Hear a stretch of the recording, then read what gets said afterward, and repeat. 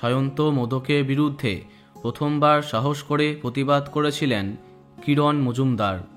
তাদের বিচ্ছেদ নিয়ে সামাজিক মাধ্যমে বিতর্ক তুঙ্গে। সায়ন্তর বিরুদ্ধে তার প্রাক্তন প্রেমিকারাও মুখ খুলেছেন।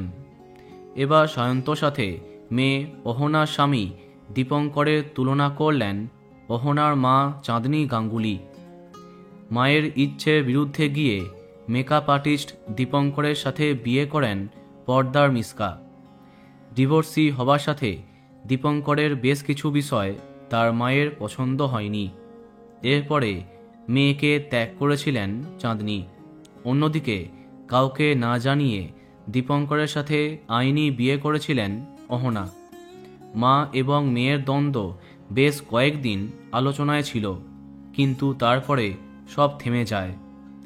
সম্প্রতি প্রথম সন্তানের মা হতে যাচ্ছেন অহনা, কিন্তু এরই মাঝে সামাজিক মাধ্যমে সায়ন্ত মোদকের ছবি শেয়ার করে বিস্ফোরক মন্তব্য করলেন চাঁদনী।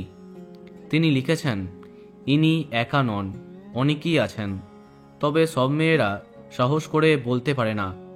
বলদের মতো শোয়ার নেশায় টাকা আর প্রেম বিলিয়ে যায়। সব জেনেও তাই এই ধরনের পুরুষেরা নিজেদের চালানোর জন্য ফাঁদ পাতবেই, কিন্তু মেয়েদেরকে একটু বুঝতে হবে। তার এই পোস্টে দর্শকের মন্তব্য এই কথা অহনাকে ইঙ্গিত করেই তিনি বলেছেন।